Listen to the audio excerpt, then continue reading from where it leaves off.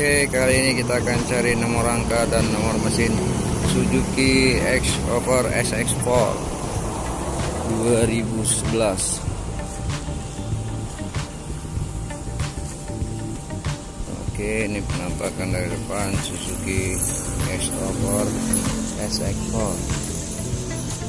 Kita buka kap mesinnya dulu.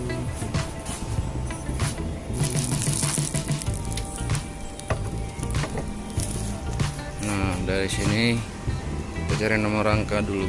Nomor rangkanya ada di sini.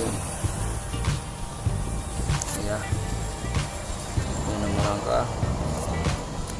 Terus nomor mesinnya ada di depan dekat header. Nah, ini.